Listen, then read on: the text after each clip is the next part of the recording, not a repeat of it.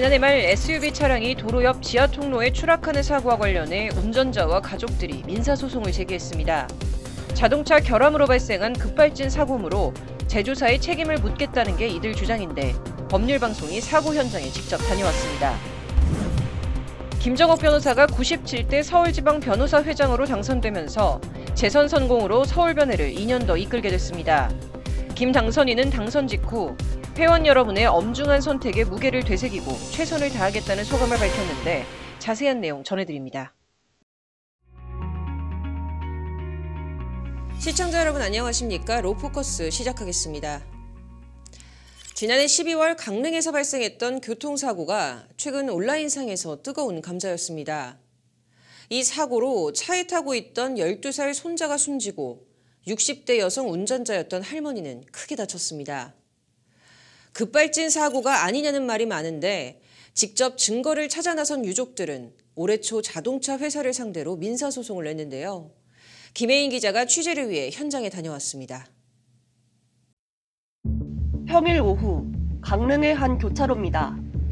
검정색 SUV 차량이 신호에 맞춰 좌회전을 합니다. 학원을 마친 손자를 태우고 천천히 달리던 차량이 갑자기 굉음을 냅니다.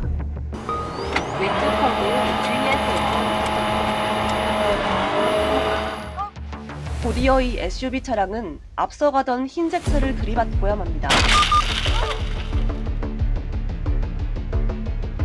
속도를 줄이지 못한 채 흰 연기를 내뿜던 이 차량은 600m가량 더 질주를 이어갔습니다.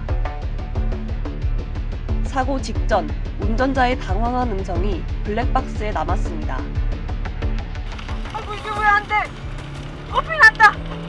엄마 이게 안 돼. 도연아 도연아 도연아 도연아. 왕복 4차로 도로를 가로지른 차량은 전봇대를 들이받고 지하 통로로 떨어집니다.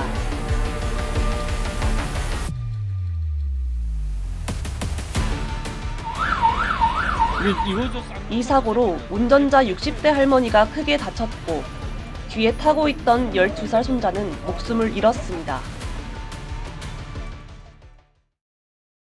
남을 너그럽게 받아들이는 사람은 항상 다른 사람들의 마음을 얻게 된다. 바로 제가 제일 존경하는 세종대왕님의 명언입니다.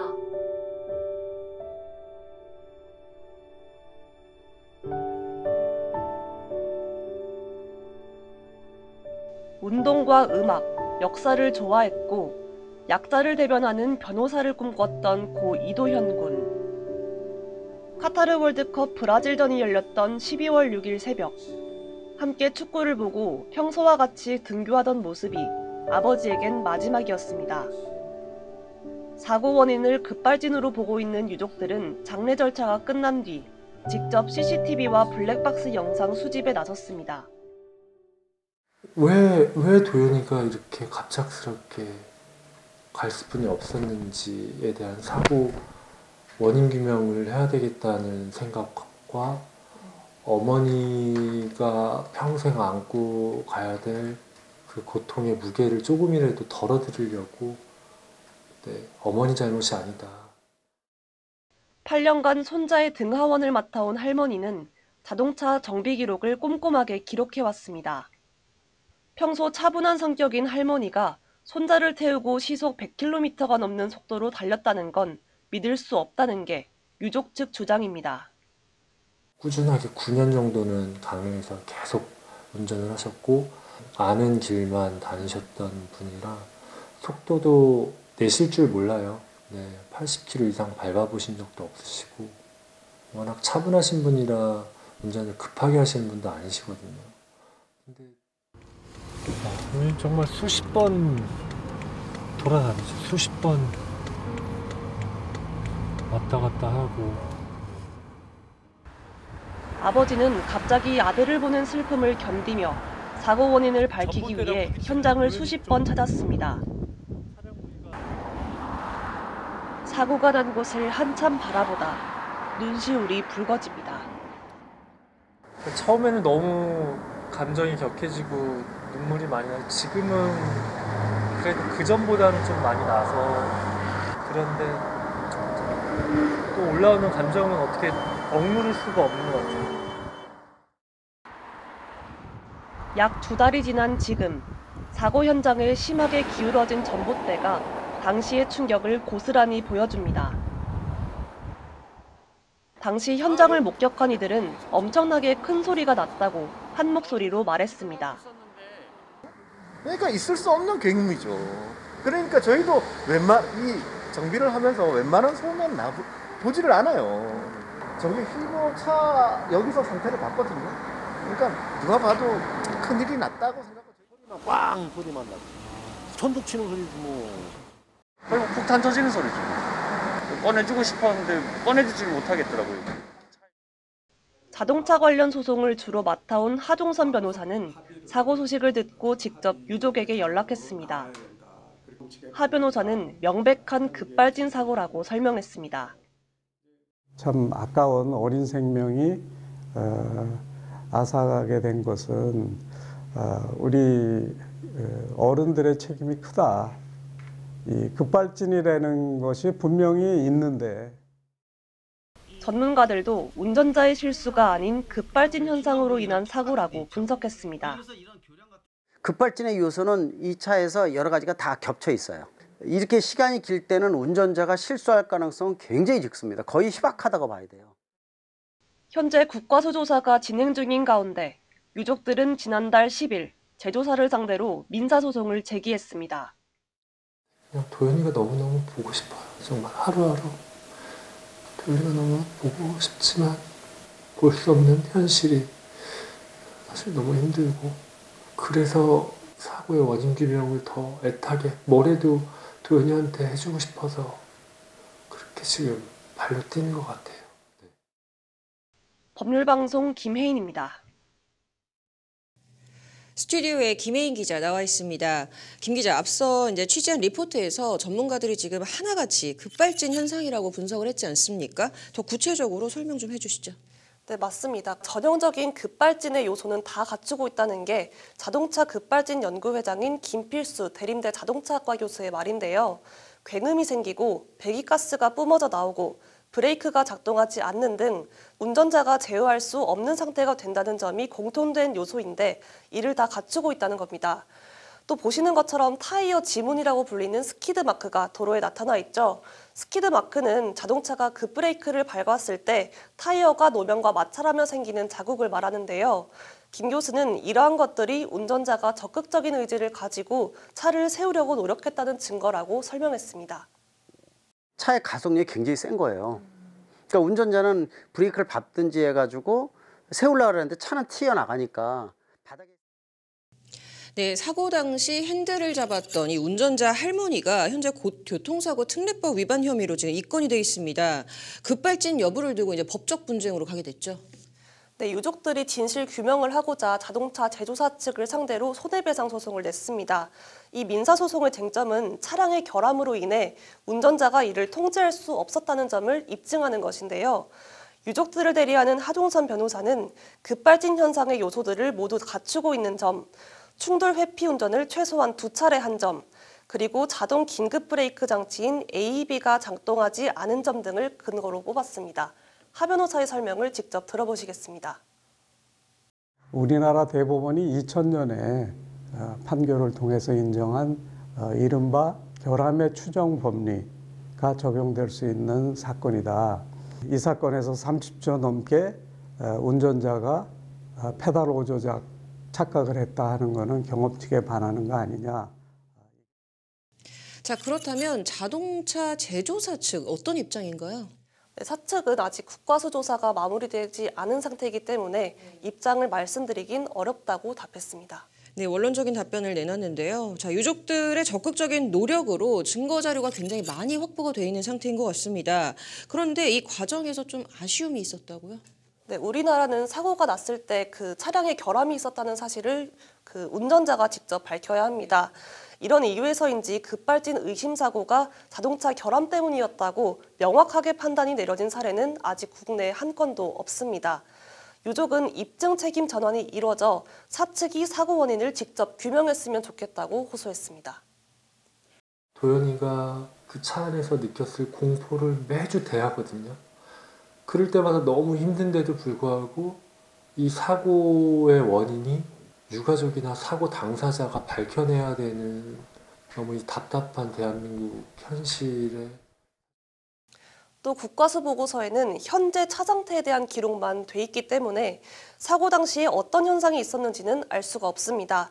그리고 충돌로부터 5초 전 사이의 주행 데이터를 기록하는 EDR 사고 기록 장치는 신뢰성이 떨어진다는 게 전문가의 분석인데요. 직접 들어보시겠습니다.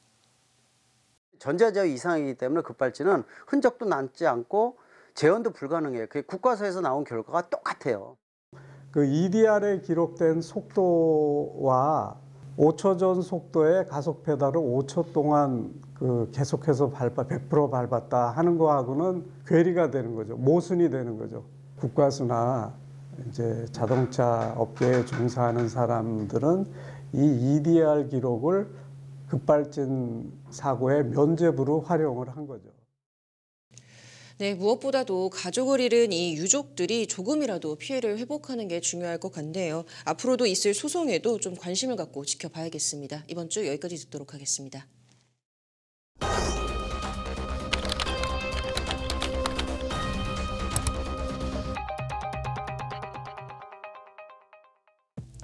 이번 주 핫클릭은 신임 서울지방 변호사회 회장 얘기 해보겠습니다.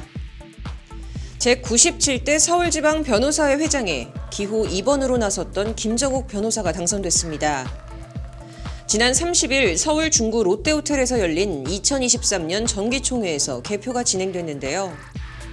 김 변호사가 총 1,660표 중 5,472표, 총 51.23%의 지지를 받고 선출되면서 2025년 1월까지 임기를 채울 예정입니다. 특히 이번 서울변의 회장 당선은 김 변호사에겐 의미가 남다릅니다. 지난 선거 첫 로스쿨 출신 회장이라는 타이틀에 이어 이번엔 연임에 성공한 건데 서울변의 회장이 재선에 성공한 것은 민주화 이후 처음이기 때문입니다.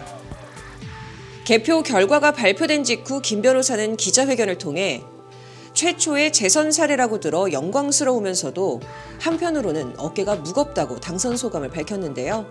직접 보시겠습니다. 영광스럽게도 제가 알기로 2년째 임기가 된 이후 최초의 재선 사례라고 들었습니다. 영광스러우면서도 한편으로는 참 어깨가 무겁고 부담스럽기도 합니다. 제가 재선을 애초에 시도했던 이유 중에 하나는 법조의 중간 세대로서 선후배랑 화합을 도모하겠다는 취지도 있었지만 지난 2년 동안 여러 가지 사업들과 또 정책들을 추진하면서 그것이 중간에 중단되지 않도록 해야겠다. 일단 후보 시절 김 변호사가 내세운 주요 공약은 크게 5가지입니다. 광화문 서울 변호사회관 재건축, 나의 변호사 혁신, 로스쿨 4년제 및 유사직역 통폐합 추진, IT 종합 서비스 제공, 변호사 보수 부가가치세 면세 등이 그것입니다.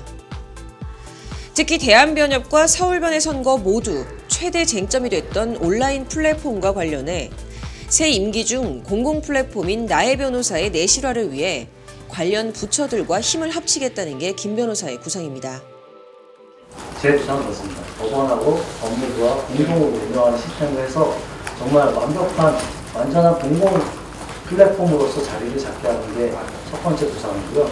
그 다음에 R&D 정통, 관리정통과 R&D 자금을 유치할 수 있다면 더없이 좋을 것이고 그것이 아니라도 저희가 이 공공 플랫폼으로서 공적 자금을 유치를 하면서 이것이 일반 국민들에게 어떤 자본에 휘둘리지 않고 충분한 정보를 제공할 수 있으면서도 변호사님들도 좀 자유도를 높여서 또한 사설 플랫폼 사이 갈등에 대해선 자본에 움직이는 불법 플랫폼 등을 막고 공공 플랫폼을 정착시켜 일반 국민들이 충분한 정보를 제공받을 수 있도록 하는 것이 변협과 서울변회의 의무라며 변하지 않는 사설 플랫폼 금지 기조 태세를 보였습니다. 다시 한번 청년 변호사들의 전폭적인 지지를 얻으며 재선에 성공한 김 변호사. 2만여 명의 회원이 속해 전국 지방 변호사회 중 가장 규모가 큰 서울지방 변호사회를 향후 2년간 또 한 번 이끌게 됐는데요. 자신이 밝힌 포부대로 초심을 잃지 않고 회원들을 위해 달려가는 모습 볼 수 있길 바라겠습니다. 이번 주 핫클릭 여기까지입니다.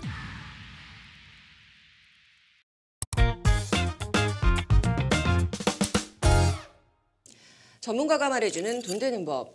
며칠 전 국세청 홈택스 사이트가 정상적으로 운영되지 않는 때가 있었습니다. 바로 연말정산 간소화 서비스 때문인데요. 어느덧 벌써 13월의 월급인 연말정산 시즌이 다가왔습니다. 그래서 이번에는 연말정산에 대해서 2회에 걸친 시리즈로 내용을 구성해서 전달해 드리고자 하는데요. 오늘은 첫 번째 시간으로 과연 누가 연말정산을 해야 되고 연말정산에서 환급을 받기 위해 올해부터 바뀌는 개정 세법 내용들에는 어떤 게 있는지 구체적으로 얘기해 보도록 하겠습니다. 변호사님 어서 오십시오. 네. 세무사님 어서 오세요. 자, 드디어 이제 좀 연말 정산이 시작이 됐습니다. 세무사님도 이제 한창 바쁜 시기가 오신 것 같은데요. 네, 연말 정산 이거 어떤 의미가 있는 걸까요? 네, 한마디로 간단하게 말씀드리면 연말 정산은 근로자들의 종합소득 신고다라고 말씀 좀 드릴 수가 있겠습니다. 이게 이론적인 부분이지만 앞으로 말씀드릴 연말 정산의 쓰레기를 이해하기 위해서 저희가 가장 핵심적인 내용만 간단히만 설명을 드리도록 할 텐데요. 22년도에 소득이 있었다고 한다면 22년도 소득분에 대해서는 종합소득세 신고를 하셔야 됩니다. 근데 근로자들 같은 경우에는 근로소득만 있기 때문에 직접적으로 종합소득세 신고를 하기 어렵잖아요. 그래서 23년도 2월달 급여를 지급할 때 편하게 종합소득세 신고를 할 수 있는 절차가 바로 연말정산이다라고 말씀드릴 수가 있겠습니다. 그래서 근로소득 외에 다른 소득이 있다라고 한다면 반드시 그 종합소득세 신고를 하셔야 된다는 부분도 말씀드리겠습니다. 자, 이렇게 연말정산이 저희 같은 직장인들, 근로소득이 있는 사람들이 하는 거다라면 요즘에 유행하는 엔잡러라는 이제 부류가 또 있잖아요. 이분들은 연말정산만 해서는 안 되겠죠?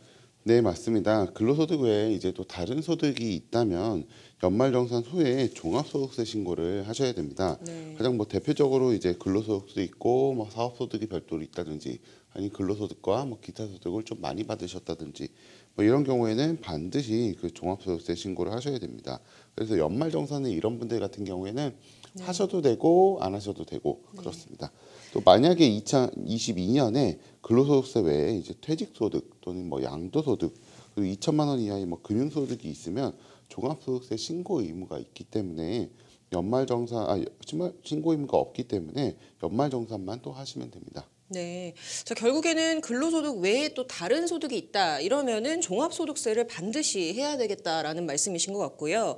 자, 그렇다면 작년도에 신규 입사한 분들, 이런 분들은 어떻게 해야 될까요? 네, 이런 분들은 꼭 딱 두 가지를 저희가 말씀을 줬는데요. 첫 번째로는 신규 입사자가 22년도에 근로했었던 전 직장에서 받았던 근로소득도 포함해서 이번에 연말정산 때 반영을 하셔야 됩니다. 아까 말씀드린 대로 22년도 소득을 전부 신고하는 것이기 때문에 현 직장에서 확인되지 않았던 소득이 있다고 한다면 그것까지도 전부 다 확인해서 연말정산이라는 걸 꼭 하셔야 되고요. 이때는 전 직장의 근로소득 원천징수 영수증이라는 걸 받아가지고 전 직장에서 받았던 소득 같은 금액을 확인을 꼭 한번 해보셔야 됩니다. 두 번째로 말씀드리고 싶은 게 그 소득이 발생한 기간에 비용을 반영을 해야 됩니다. 예를 들어 내가 5월 달에 처음으로 근로소득이 발생을 했다라고 한다면 5월 이후부터 지출한 카드 내역을 경비로 반영을 해야 되기 때문에 간소화 서비스에서 받으셨을 때 전체 내역이 아니라 5월 달 이후분 그 월별 기준으로 반영을 해서 전달을 꼭 해주셔야 됩니다. 네. 자, 결국에는 이제 2022년 전체 소득에 대해서 소득이 발생한 기간 동안만에 이 지출을 반영을 해서 연말정산을 하면 된다라는 말씀이시고요.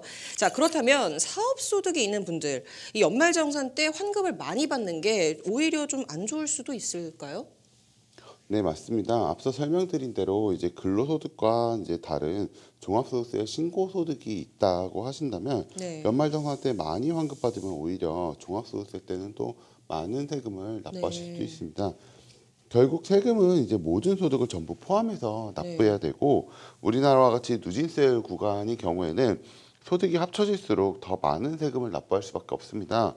그래서 연말정산 때 매달 낸 세금을 이제 좀 차감을 해주고 종합소득세 때는 연말정산 때 확정된 세금을 또 차감해주는 뭐 이런 구조기 때문에 네. 연말정산 때 환급을 많이 받으면 오히려 이제 종합소득세 신고할 때 좀 당황스러우신 그런 경우가 생길 수 있습니다. 이게 또 무조건적으로 환급을 많이 받는다고 해서 좋은 건 또 아닌 것 같네요. 자, 그렇다면 이제 외국인 근로자분들도 계시잖아요. 이런 분들도 연말정산을 하나요? 네, 외국인 근로자분도 거주자에 해당하는 경우에는 몇 가지 예외 사항을 빼고 뭐 소득공제나 세액공제를 동일하게 받으실 수가 있거든요. 그렇기 때문에 연말정산을 하시는 게 유리하실 수도 있다라고 말씀 좀 드릴 수가 있겠습니다. 다만 이제 외국인 근로자분들 같은 경우에는 뭐 저희도 이제 연말정산이 워낙 복잡하고 이해하기 좀 어렵잖아요. 그래서 특히 이런 분들이 이제 다른 나라의 세법을 이해하는 게 어렵기 때문에 19%의 단일 세율을 적용받을 수 있는 특례가 있습니다. 근데 혹시나 이거 단일 세율을 적용받는다고 한다면 아까 말씀드린 뭐 비과세 공제나 세액 공제 같은 거를 적용받을 수 없기 때문에 내가 단일 세율을 적용받을지 아니면 내가 세율을 좀 세법에 대해서 좀 안다 한다면 연말정산 같은 공제를 받으실지에 대해서 선택을 하셔서 더 유리한 것들을 체크해 보셔서 받으실 수가 있습니다. 네. 자, 개정된 세법들 중에서 이번 연말정산 때 우리가 꼭 알고 있어야 한다. 이런 내용들이 있다면 어떤 게 있을까요? 네, 뭐 세법은 워낙 자주 바뀌기 때문에 네. 뭐 이렇게 개정 세법 내용을 꼭 체크해 보셔야 됩니다. 뭐 다른 한쪽에서는 뭐 세법은 거의 뭐 잡지와 같다 뭐 이런 얘기 정도 할 정도인데요. 네. 뭐 다양한 내용들이 있는데 이 중에서 이제 가장 일반적으로 많은 분들한테 도움이 될 만한 내용들 그것만 먼저 추려서 말씀드리면 가장 먼저 이제 자가운전 보조금 적용 대상이 확대되었습니다. 네. 이전까지는 이제 4명이 차량을 운전해야지만 보유하고 운전해야지만 네. 이제 자가운전 보조금 비과세 적용을 받을 수 있었습니다.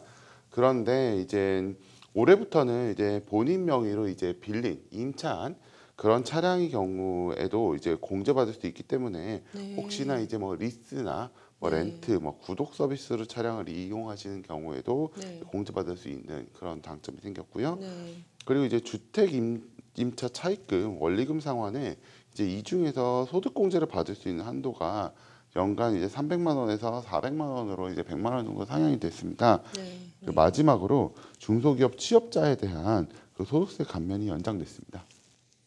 자, 세무사님 마지막으로 안내해 주실 내용이 있으시다면요? 네, 저희가 처음에 설명드린 대로 연말정산은 종합소득세 신고를 대신해서 하는 거라고 말씀을 좀 드렸잖아요. 그래서 내가 이번에 회사에서 예를 들면은 뭐 다음 주까지 내라고 했는데 내가 그 부분을 놓쳤다, 공제를 받고 싶었는데 내가 놓쳤다라고 한다면 다가오는 5월달에 종합소득세 때 그 부분을 반영해서 다시 신고를 하시면 됩니다. 그 예를 들면 이제 내가 인적 공제를 받았어야 되는데 놓친 경우도 있으실 거고, 아니면 그러면 내가 추가로 5월달에 신고하셔가지고 더 이제 환급을 더 받으실 수가 있는 거고, 그리고 아까 제가 실수 말씀드린 것처럼 내가 이중으로 잘못 넣었다라고 한다면 이를 수정해서 신고하시다 하더라도 올해 5월까지 신고하시면은 가산세 같은 불이익이 발생하지 않거든요. 그래서 혹시 놓친 부분이 있다라고 한다면 5월달에 꼭 종합소득세 신고 때 반영해서 수정하시고 신고하시면 됩니다. 네, 이번 주 연말정산 시리즈 그 첫 번째로 연말정산의 의미, 대상자, 그리고 개정된 세법 내용들에 대해서 알아봤는데요. 다음 주에도 더 유익한 콘텐츠로 찾아뵙도록 하겠습니다. 감사합니다.